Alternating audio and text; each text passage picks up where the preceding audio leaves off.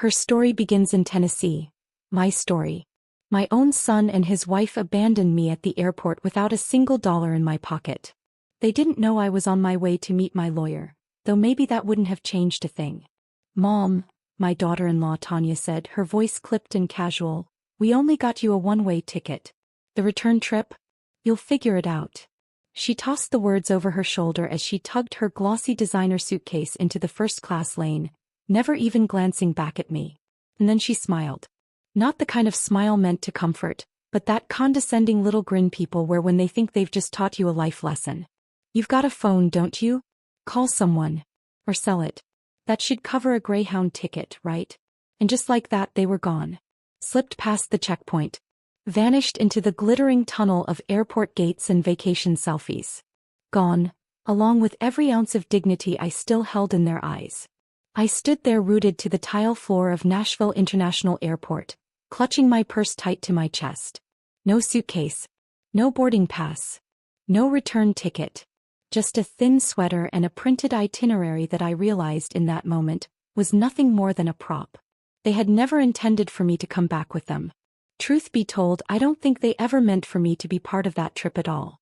The airport's noise swelled and wrapped around me, boarding calls echoing, the sharp clatter of rolling suitcases, bursts of laughter in languages I couldn't place. I felt like a statue set in the middle of a world that refused to pause. People glanced at me, then quickly looked away as if they didn't want my loneliness to rub off on them. One woman, God bless her, offered me a polite smile, but the moment her eyes flicked down to the empty space where my luggage should have been, that smile softened into pity. I wished I could vanish into thin air. And in a way I did. Because just hours earlier I had woken up believing I belonged, believing I was part of something again. They called it a family trip. A healing getaway, after the funeral. My husband, may the Lord rest his soul, had passed only 2 months before. We were married for 42 years. We buried him on a rainy Monday. Mark and Tanya told me I needed air, a change of scenery. It'll be good for you, they said. Stop crying, stop sitting alone in that big house. So I went. I even sold the last pearl necklace my husband gave me just to help with the flights.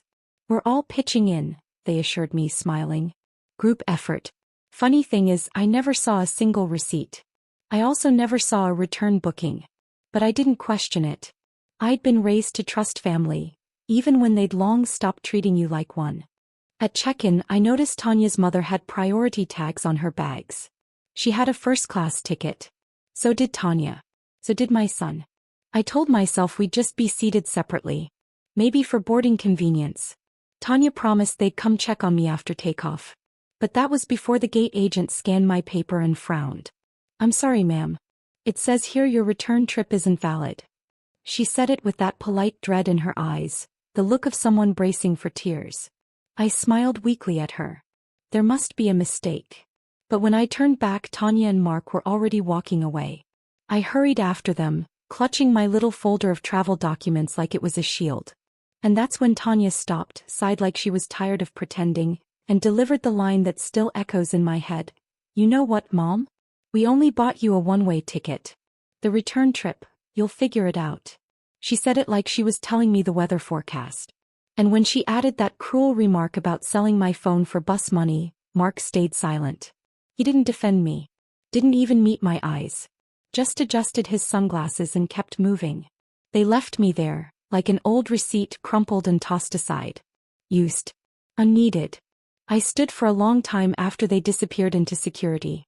Too shocked to move. Too stubborn to sit down. And no, I didn't cry. Not then. Not yet. I just breathed shallow, trembling breaths, one at a time.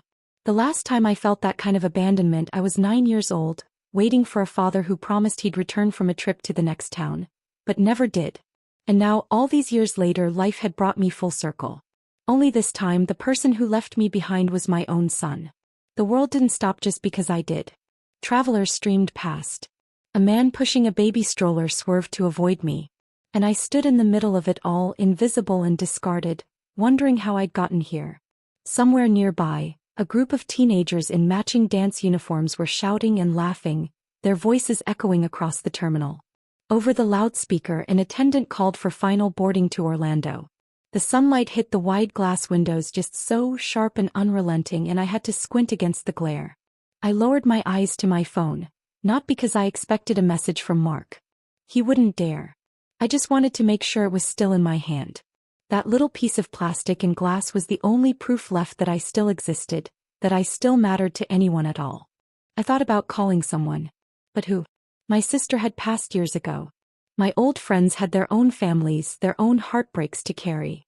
And I couldn't bring myself to admit out loud that my own son and his wife had left me stranded like luggage someone forgot to claim. No, I wouldn't hand over my humiliation so easily. Instead, I inhaled deep, straightened my back, and walked with as much dignity as I could muster to the nearest bench. I sat tall, chin lifted, as though I still had control of something. Maybe I didn't have a ticket home, but I wasn't completely empty-handed either. Tucked safe inside my bra, resting close to my heart, was a small envelope. Inside it was a business card. My husband's old friend, a lawyer who once told me, "If you ever need anything, Blake, you come find me." I hadn't seen him in years, but I held on to that card like it was a lifeline. And now maybe it would be. Because yes, I had been left with nothing. But nothing doesn't mean powerless. Grief doesn't arrive politely. It doesn't knock. It breaks down the door and sits heavy in the center of your life like it's always belonged there. That's what it felt like when Jake died. Not sudden but absolute. One moment he was in the kitchen humming off key, teasing me about misplacing the cinnamon again. And the next he was on the hallway floor, his coffee mug still warm in his hand. Massive stroke, the doctor said. Irreversible. 42 years of marriage, gone in an instant. 42 years of small routines, of arguments that ended in quiet forgiveness, of raising a son together, of surviving the loss of a pregnancy and trying again, of sharing little looks across crowded rooms where no words were necessary. And then silence. It was a Tuesday. The rain that morning wasn't fierce, just steady, the kind that seeps into your bones before you realize it. Hours after they took him, I found myself at the kitchen sink, staring at droplets sliding down the window, tracing their way home. I didn't cry. I didn't move. I just listened to the hollow sound of a house that no longer had him in it. The days that followed blurred together. Casseroles, condolences, faces I hadn't seen in decades offering flowers, and awkward stories I barely absorbed. The funeral was short. Jake never liked being the center of attention. He always joked, "If anyone cries at my funeral, make sure they bring a mop." I tried not to cry, but I carried tissues anyway. After the service, I walked back into our house alone. The bed felt too wide. The rooms echoed differently. His slippers were still tucked under the nightstand. His toothbrush still sat beside mine, as if grief were just a shadow passing through, instead of a thief who had stolen everything. The weeks dragged. Some days I didn't step outside at all. I'd sit in his favorite chair and try to replay the exact sound of his laugh, the deep belly chuckle that shook his shoulders. I tried to picture the way his eyes lit up when I entered a room. I tried to remember who I had been before I became the widow. And then one morning Mark appeared. He hugged me quickly, distracted, as though he was already halfway out the door, and said, "Mom, Tanya and I think it'd be good for you to get away for a while." Get away. I repeated, the words foreign. "Yeah, just a short trip," he said. "Clear your head. We're thinking of taking the kids down to Florida for spring break. You should come. It'll be nice." Tanya stood beside him, nodding, her face painted with sympathy that looked rehearsed. "Just some fresh air, a change of scenery. Don't you think Dad would have wanted that for you?" For a moment, it felt like someone had opened a window in a room that had been shut too long. I hadn't left Tennessee in over 5 years. The thought of sand between my toes, the warmth of the sun on my shoulders, the possibility of waking up to more than silence. It stirred something inside me I thought had long since died. "Are you sure?" I asked cautiously. "Of course," Tanya replied brightly. "We're family." That word, family, I clung to it like a lifeline. Later that week, I opened my jewelry box for the first time since the funeral. In the corner sat the gold wedding band Jake had given me on our 10th anniversary. It wasn't expensive, but it was real gold. He had saved for months to surprise me, slipping it onto my finger with a whisper, 10 more years, then 10 more after that. I wore that ring every single day until the day he died. Now I held it in my palm, felt its weight, its history. And then, with hands that trembled more than I'd like to admit, I let it go. I carried it to the little pawn shop down the street. When I placed it on the counter, the man behind the glass looked up at me, surprised as though he knew what it meant for someone like me to give up something like that. The clerk at the pawn shop had asked me, "You sure, ma'am?" And I told him I was, even though my throat had tightened like a fist around the words. With that money I pitched in for the trip. When Tanya mentioned that everyone was contributing, I assumed that included me, so I offered without hesitation. It felt good in a bittersweet way to still be needed. To still matter. To be seen as more than just a photograph in a frame. That night I cried quietly in my room, not only for Jake but because for the first time in weeks, something flickered inside me that almost felt like hope. I packed carefully like the trip was sacred. I slipped a framed photo of Jake into the pocket of my carry-on. I folded my softest sweater, the one he always said made me look classy as hell. I added a beach towel I hadn't touched in years, and a paperback that had been gathering dust on the nightstand. And before I zipped it all shut, I tucked a folded tissue in the top flap just in case. What I didn't know then was that by the time I reached the airport, the bag, the towel, the photo, along with the fragile hope I'd carried, would all be gone. I had no idea that the woman who packed that bag would not be the same woman left standing hollow at gate B22. I wasn't invited on that trip out of love. Not out of grief. Not even out of pity. No, I see it clearly now. I was included for convenience, for what I could provide, not for who I was. But back then, in the foggy days between the funeral and the flight, I believed their story. I believed I still had a place in the family. I was wrong. There's a particular silence that comes with realizing you weren't forgotten. You were excluded on purpose. Forgetting is an accident. This wasn't. This was deliberate. Someone looked straight at me, considered me, and still decided I was disposable. It hit me first at the airline counter. "Ma'am, I'm sorry," the attendant said, tapping at her keyboard. "There's no return flight booked under your name." I blinked, confused. "I'm traveling with my son's family. Monroe. The reservation should be under Monroe." She checked again, frowning deeper this time. "Yes, I see a Monroe group. But the return tickets are only for 6 passengers. You're not listed." Her voice carried that rehearsed sympathy, the kind they must practice in training. "I'm sorry your life just cracked open, but there's a line of people behind you." My breath caught in my throat. There has to be a mistake. She offered to check if a return flight could be purchased separately, but I couldn't even respond. My body moved before my mind did. I turned and scanned the busy terminal until I spotted Mark and Tanya by a coffee stand, laughing at something on her phone. I walked over, clutching my crumpled itinerary, damp now from the sweat of my palms. "Mark," I said gently, "the agent says I don't have a return ticket. Can you check yours?" He looked up, eyes darting like a cornered animal. For a second, I saw discomfort flicker across his face, before he replaced it with a weak, half-hearted smile. "Oh right. Yeah," he muttered, scratching his neck. "We figured maybe you'd want to stay a little longer. Enjoy some peace and quiet." My heart froze. "What?" Tanya jumped in, her tone sharp with honesty this time. "No use pretending, Blake. We only bought you a one-way. Flights are expensive. And let's be real, you've got plenty of time. You're retired, right?" "I thought this was round trip," I whispered, my voice small, almost childlike. Tanya shrugged, sipping her coffee like we were discussing the weather. "You're an adult. You'll figure it out. You've got your phone. Hey, call someone if you need to. This is a vacation, not a charity drive." I turned to my son, desperate. "Mark." He wouldn't meet my eyes.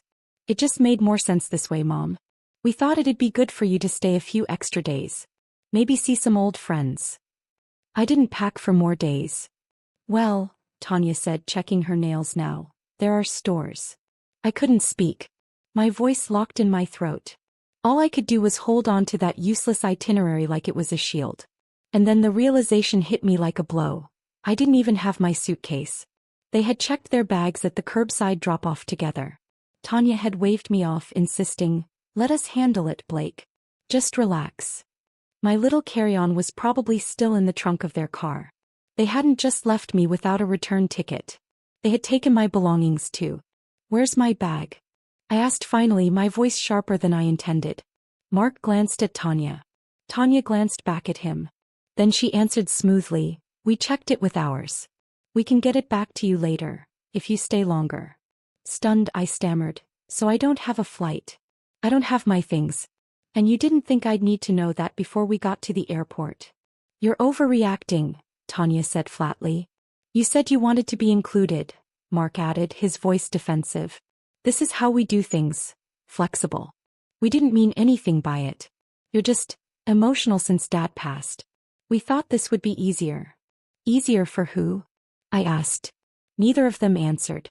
Tanya only bent down, zipped up her designer bag with a neat tug and said, We've got to head to security. Our boarding group was being called and just like that, it was over. They turned their backs and walked away. No hug. No apology.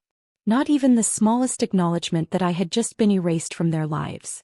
Tanya's heels clicked sharply against the floor, steady and unapologetic. Mark strolled beside her with only his carry-on, his face blank, carrying no trace of shame. I stood frozen, watching them disappear into the moving crowd, and it felt as if the ground itself gave way beneath me. A hollow drop, pulling me into a loneliness I never thought possible. Not the kind that comes from being alone in a quiet house, but the kind that comes when the very people who should hold you closest decide you are disposable. A woman pushing a stroller brushed past and muttered a soft apology. I nodded, but my throat refused sound. My body trembled as I drifted away from the stream of travelers and lowered myself onto a cold bench against the wall. And no, I didn't cry. Tears had already abandoned me long before this. Instead, I reached into my purse, pulled out my phone and opened the Notes app. My fingers tapped out a single line. This will be the last time I ever trust them. Then I scrolled through my contacts until I found the one saved years ago as junior lawyer. Jake had introduced us back when he was still alive and working. This young lawyer had handled our mortgage, our wills, all the paperwork that built the backbone of our life. I still remembered his words. If you ever need me, Blake, just call. So I did. I pressed his number and held the phone to my ear. When he answered, I didn't waste time with greetings or explanations. My voice was calm, sharp, steady. I need to update my will. In that single moment, everything shifted. I was no longer the forgotten mother stranded with a worthless itinerary. I was no longer a woman on a one-way ticket to nowhere. I became someone reclaiming her voice, her power, her story. I glanced up at the departure monitor. Their flight was still on time. So was mine, only it wasn't taking me where they believed. I didn't follow them to the gate. I stayed rooted to that bench until their plane was gone from the board, until the loudspeaker announced final boarding, until it was clear not a single message from Mark would come through. And I was right, none did. By then they were probably already settled into their roomy seats, sipping orange juice, curating the perfect family photo for social media with captions about quality time and recharging together. But I wasn't part of that picture. Not anymore. My hand slipped into the side pocket of my purse, brushing past folded tissues, peppermints, and the small tube of hand cream. My fingers landed on the envelope I had hidden away for 6 long years. Jake and I had called it our break glass in case of fire fund. It started small after his first heart scare, just a few bills tucked away when we could spare them. A 50 here, a 20 there, sometimes 100 after tax season. It was never for groceries, never for gifts. It was for survival, the day one of us had no one else left to lean on. I unfolded the envelope, counting the bills. $960. Crisp, untouched mine. Not much by most measures, but enough. Enough to remind me that I wasn't powerless. I walked outside and hailed a cab. When the driver rolled down the window, I gave him an address I hadn't spoken out loud in years. 287 Jefferson Street. Monroe and Wade Law Office. He nodded, pulled into traffic. The cab smelled faintly of pine air freshener and fried food. As we passed the familiar streets, strip malls, gas stations, the weary veins of Tennessee, I stared out the window thinking about the last time I had stepped into that office. Jake had just retired. We had signed our first will together, believing our legacy was secure, believing Mark would honor everything we built. Back then I was so certain. Now certainty felt like a luxury I could no longer afford. When I finally walked in, Junior was still there. Older now, moving a little slower, but his handshake still strong. Blake, he said, eyes widening. I haven't seen you in years. I was so sorry to hear about Jake. And for the first time in days I allowed myself a small breath of relief. I was no longer walking into silence. I was walking into change. Thank you, I said softly, lowering myself into the chair. My voice did not tremble, though my heart pressed hard against my ribs. I'm here because I need to change my will. Junior raised one brow, studying me. All right. Anything specific? I nodded once. Yes. I want my son and daughter-in-law removed completely. From everything. He paused. You're sure? I'm sure. He didn't ask why. He didn't need to. He had known Jake well enough to understand. I was not a woman who made decisions lightly. He simply opened a folder, clicked his pen and waited. I'd like to add a new beneficiary, I continued. An organization that protects elderly people. People mistreated by their own families. His eyes lifted. That's very specific. I leaned forward. I've become very specific. He nodded. We can do that. I'll need some paperwork from the organization. I already have it. I reached into my bag and slid across a folded pamphlet, one I had picked up months earlier at the community center. Never imagining I'd use it for myself. As he copied the contact details, I steadied my voice. And one more thing. What happened to me, being left behind, tricked into giving, taken advantage of, I don't want it to be just an emotional wound. I want to know if I can respond legally. You mean financial exploitation? He asked. Yes, I said clearly. Elder abuse. Is there any law that protects people like me? His face grew serious. Yes. Especially when someone vulnerable is deceived into giving under false pretenses. Did they access your funds directly? No. I gave freely, but only because they made me believe I was part of something I wasn't. He nodded slowly. We can explore that. But I can promise you this. Your son and daughter-in-law will never touch another cent of what belongs to you. Good, I said firmly. Then I want this change notarized, effective immediately. And I want it held by a third-party executor. I don't want anyone in my family anywhere near my affairs again. You got it. His fingers tapped quickly over the keyboard. For the next hour we dismantled the will Jake and I had built together. Line by line, name by name, number by number. Every assumption of loyalty now stripped away, not in anger but in clarity. By the time I left, I carried a new folder in my hands, heavy with fresh ink and new intentions. When I stepped outside, the sunlight didn't sting. It didn't burn. For the first time in months I felt clean. I hailed a cab and gave the driver the name of a modest downtown motel. Not forever. Just one night. Enough to rest. Enough to think. Enough to remember that a woman without a return ticket is not a woman lost. She is a woman who has finally chosen her own direction. By morning the work was finished. Binding. My son and daughter-in-law's names, once written confidently as primary beneficiaries, were gone. Erased. Replaced not with spite or revenge, but with something far stronger. Intention. I hadn't done it in a storm of rage. I had done it in stillness. Deliberately. Because some choices aren't born in the thunder. They are born in the silence that follows, when you finally stop pretending the rain will pass. The night before, I had sat on the motel bed with the documents spread around me. Pages of clauses, signatures, numbers. My entire life reduced to columns. But for the first time in years, those pages were mine. Under my control. It wasn't a fortune. Not the kind that makes headlines. But it was enough. The house Jake and I had paid off after 30 long years. The farmland my father left me, quietly leased for cattle grazing. The investment accounts we had tended like a garden. The savings Jake insisted I keep in my own name, just in case. Well, the case had come. And now it would serve a purpose. I left it all to Elder Haven, a non-profit that shelters and protects older adults abandoned or exploited by their families. Housing, legal aid, community programs.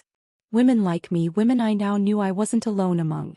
I even left a letter with my bequest, not addressed to anyone in particular, but written for every woman who might one day find herself where I sat. If you are reading this, you are not invisible. You are not crazy. And you are not finished yet. The next morning before I left the motel, I called Junior one final time. I want a digital copy, I said. Scanned, password protected. Sent only to the email I'll give you. No one else gets it. Not even if they come asking. Understood. And the originals, lock them in your office. Fireproof. Only you and the executor touch them. You got it, Blake. And if anyone from your family calls, he didn't hesitate. I'll remind them this was done by your own hand. I exhaled, a weight lifting from my chest. It was done. The chain had been cut. Not in fury. in freedom. It's a strange thing, erasing the names of people you once dreamed for. Strange, cutting away the very blood you brought into the world. But the truth is, they had already erased themselves. They had tried to buy my silence with disrespect. And they failed. Inheritance isn't only about money. It's about trust. And trust, once shattered the way mine had been, doesn't come back with a phone call or a bouquet of flowers. Trust has to be earned. And they hadn't even tried. Later that afternoon, I mailed copies of my new documents. Not to Mark, not to Tanya, but to a safety deposit box I opened in my own name. I listed myself as the sole key holder. I changed every password I could think of. I updated every emergency contact form that still listed my son.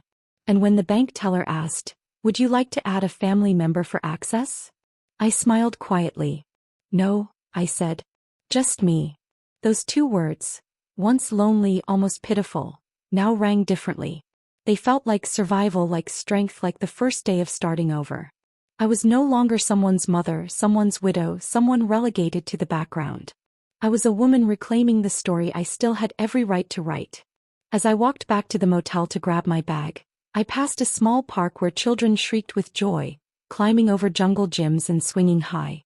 I paused on a bench for a moment, letting the sunlight warm my face. I remembered something Jake used to say, "Everything you plant won't grow, but what does, that's yours. That's your legacy." I had planted enough. Now it was time to grow something new. I returned to the house one final time. Not to confront anyone. Not to give speeches. Not even to say goodbye.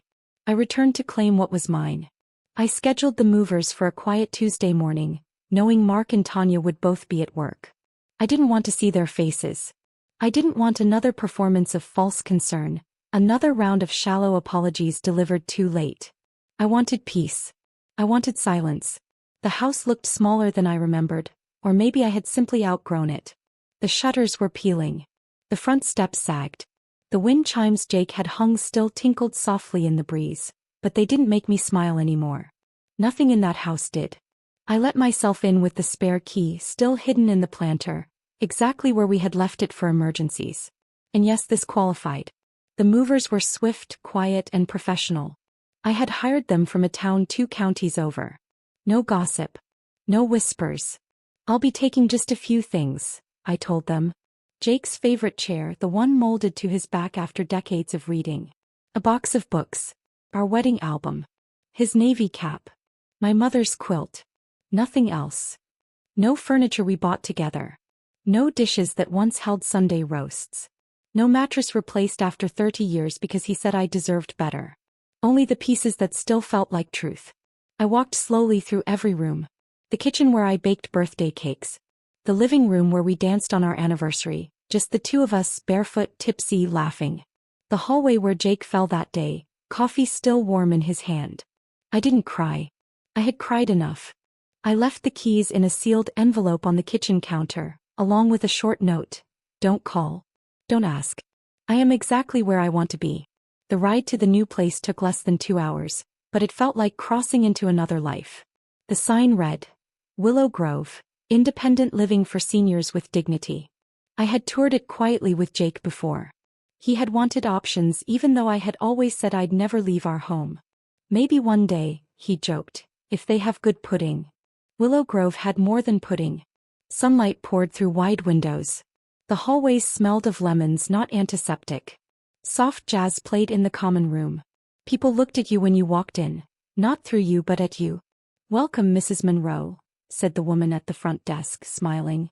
"We've been expecting you." It was the first time in months someone had said my name as if it mattered. I was led to a corner unit with a view of the courtyard. My boxes were already there. My chair was near the window.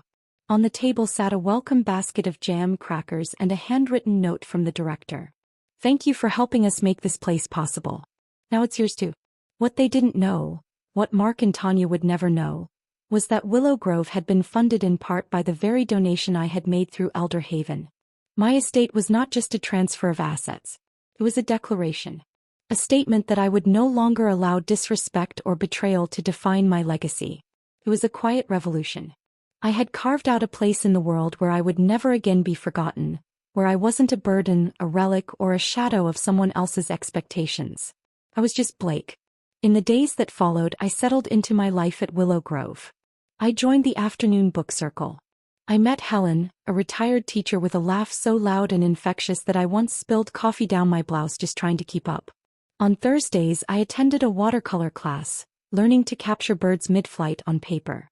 I even signed up to lead a workshop on letter writing, something Jake and I had done every Sunday for years. And the best part? At 5 p.m. someone always came knocking to say dinner was ready. Not because they needed anything from me, but simply because they wanted me there. There was a seat with my name on it. For the first time in years, I sat down without hesitation. I wasn't in the way. I wasn't tolerated. I was welcomed. The house I had left behind was no longer my home. Home isn't where you store things, it's where you are wanted. And finally I was home. 6 months passed. 6 months of quiet. 6 months of peace. 6 months of morning coffee in the sunroom at Willow Grove, of learning to sketch the tiniest details of a sparrow's wing, of hearing my name spoken with warmth and never followed by a sigh. 6 months of not looking back. And then it arrived. The day I had circled and read on my private calendar, pinned discreetly inside my armwire door.